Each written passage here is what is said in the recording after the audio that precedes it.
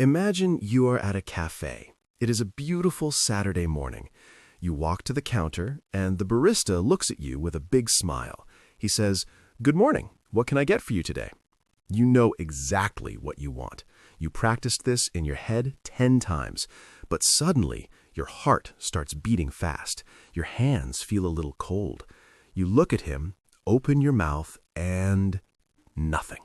The English words are gone. They're hiding. You feel like a beginner again, even though you studied for years. You just stand there, feeling your face get hot. I know that feeling so well. It is like your brain is a computer and someone just pulled the plug. One minute the information is there, and the next minute the screen is blank. It is not that you don't know the English, it's just that you cannot find it because you are on the spot. On the spot. That's a good way to say it. When you're on the spot, it means you have to do something right now while people are watching you.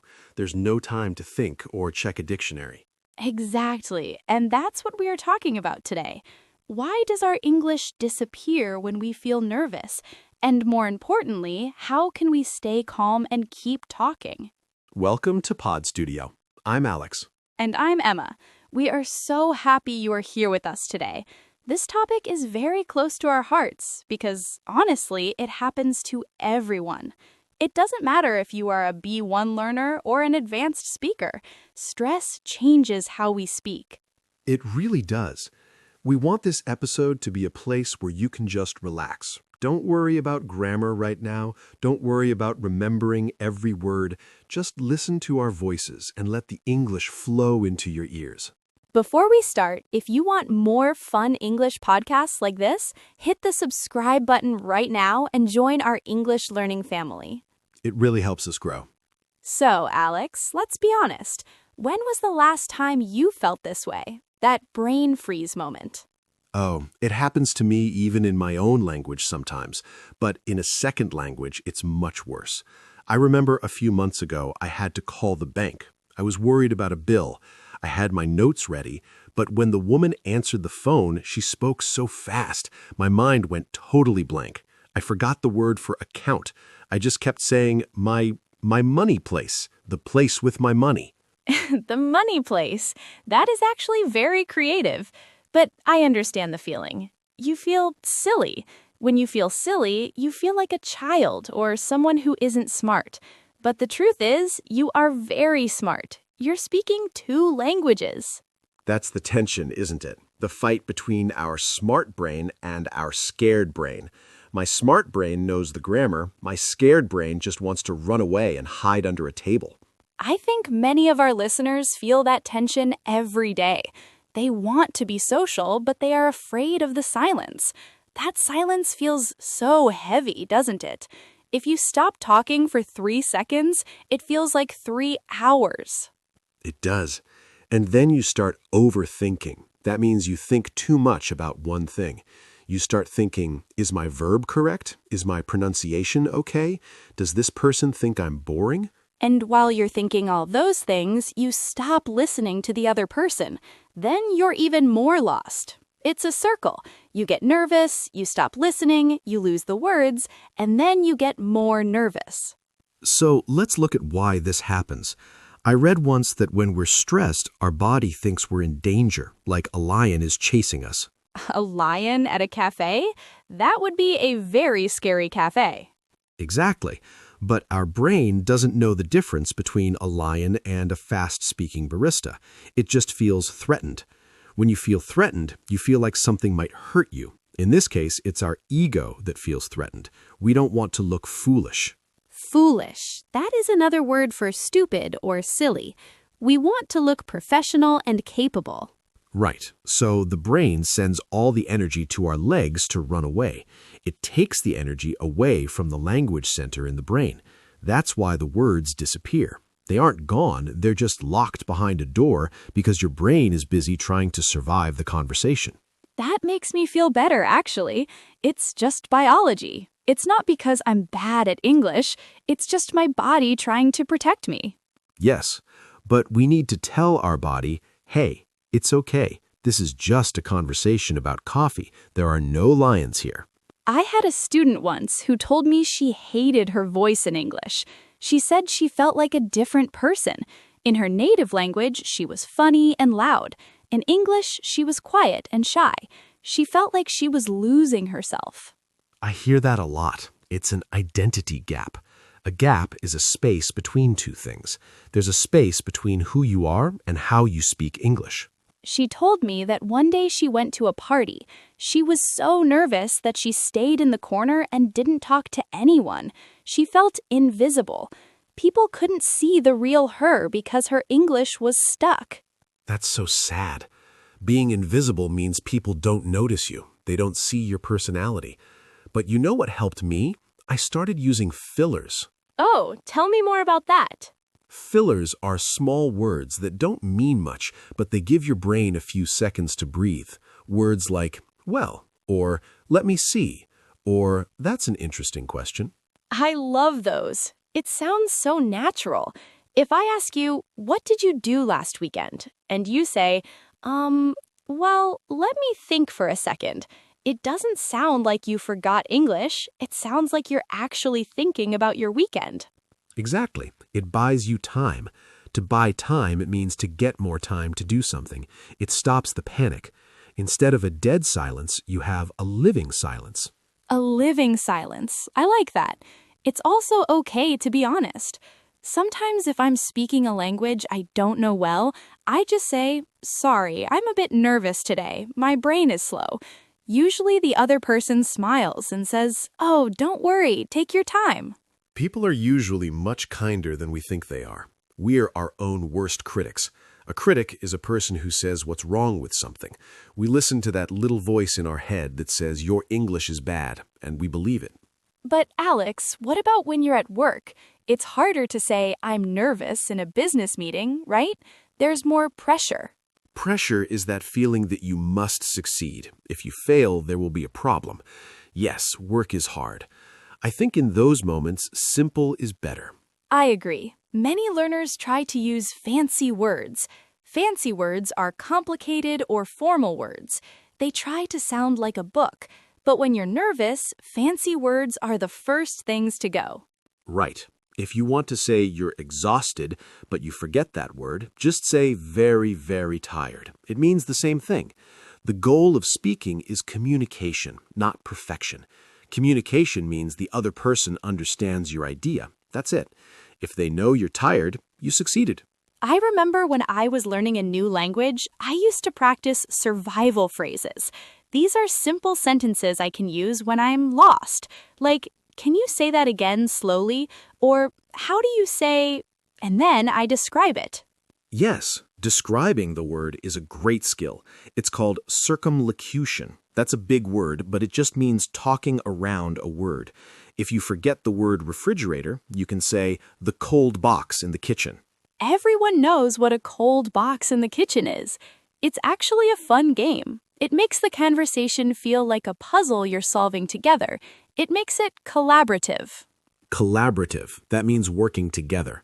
Speaking English shouldn't be you against the world. It should be you and the other person building a bridge of understanding. Let's change the mood for a second. Let's talk about the physical side. When you're nervous, do you find you speak faster? Oh, definitely. I speak like a racing car. I want to finish the sentence as fast as possible so I can stop feeling nervous. But that makes me make more mistakes, and then I get more nervous. Again, the circle. I tell my students to slow down. It sounds simple, but it is very hard to do. When you slow down, you give your lungs more air. When you have more air, your heart slows down. When your heart slows down, your brain thinks, oh, okay, the lion is gone. I can find the verbs now. It's like magic. Just one deep breath can change your English. I also think we need to embrace the mistakes. To embrace something means to take it and hold it close, like a hug. We need to hug our mistakes. Hugging mistakes? That sounds a bit strange, Emma. Maybe, but what I mean is don't hate them. Mistakes are proof that you are trying. Proof is a fact that shows something is true. If you make a mistake, it is proof that you are a brave person talking in a foreign language. That is a very kind way to look at it. I think we often feel guilty when we don't study enough or when we forget words.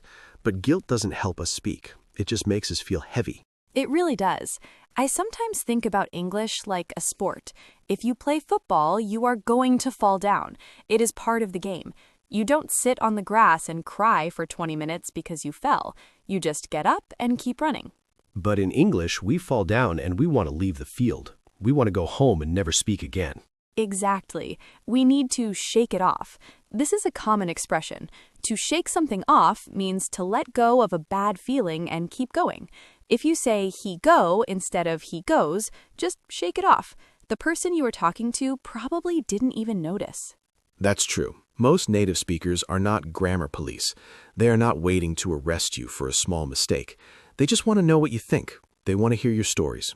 I have a question for you, Alex. Do you think listening to podcasts like this helps with nervousness? I think so. It helps because it makes English feel familiar. Familiar means something you know well, like an old friend or your favorite shirt. If you listen to English every day in a relaxed way, the language stops being a scary stranger. It becomes a normal part of your life. Yes, it becomes second nature. That means you can do it without thinking too much, like driving a car or riding a bike. But it takes time. We have to be patient with ourselves. Learning a language is a marathon, not a sprint. A sprint is a very short, fast race.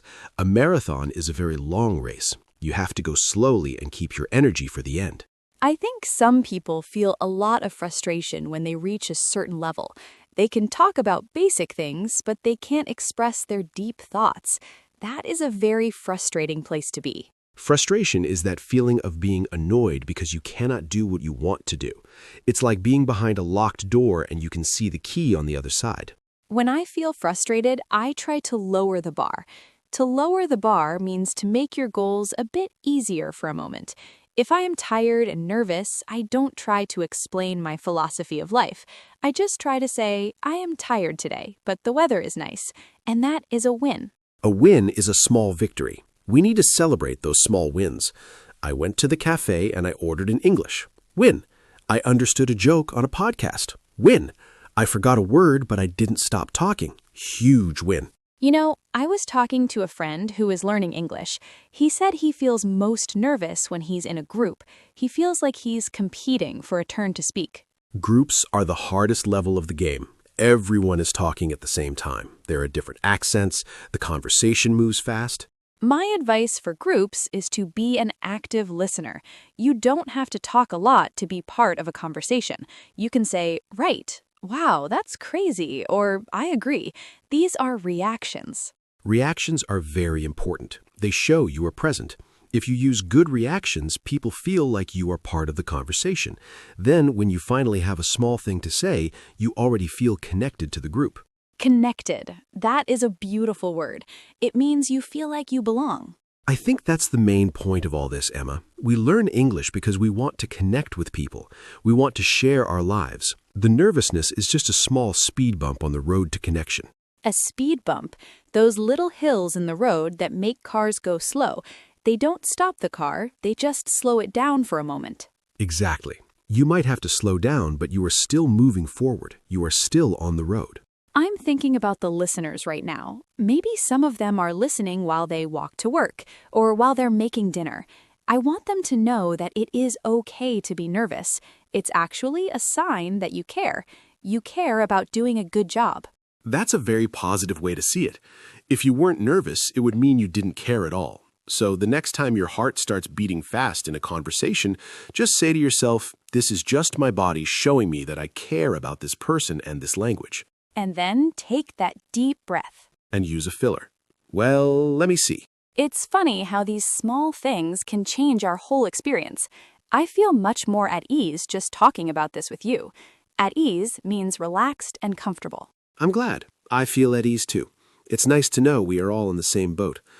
To be in the same boat means we are experiencing the same situation or problems. We really are. All over the world, millions of people are feeling that same nervous flutter in their stomach when they speak English. You are never alone in that. So maybe tomorrow, when you go to that cafe or that meeting, try one of these things. Just one. Slow down your speech, Use a well, or just give yourself permission to be a little bit imperfect. Imperfect is beautiful. It's human. We've been talking for a while now, and I hope our listeners feel a bit more encouraged. Encouraged means you feel more confident or hopeful about something. I hope so too. English is a tool. It's a hammer to build things or a key to open doors. Don't let the tool scare you. You are in control. Well said, Emma. I think we should start to wrap things up. To wrap things up means to finish something. Oh, is that time already? I enjoyed this so much. It's such a human topic. It's not about books, it's about people. It really is. Before we go, I just want to say to everyone listening, thank you. Thank you for spending your time with us. Your time is valuable, and we are happy you chose to spend it here at Pod Studio. You are doing a great job. Even if you don't feel like it today, even if you forgot 10 words this morning, you are still moving forward. You are listening to a long-form podcast in English. That is a big deal. It really is. It's a major achievement. An achievement is something difficult that you have worked hard to do. So, take a breath. Relax your shoulders and remember the words are there. They might be hiding for a minute, but they will come back. We will be back soon with more conversations, more stories, and more English for your daily life. If you enjoyed this, maybe you can think of one friend who also gets nervous when speaking. Maybe you can tell them about this episode. It's always easier when you have a friend in the same boat. That's a lovely idea. We are all learning together. Until next time, stay curious and be kind to yourself. Goodbye for now. Bye-bye.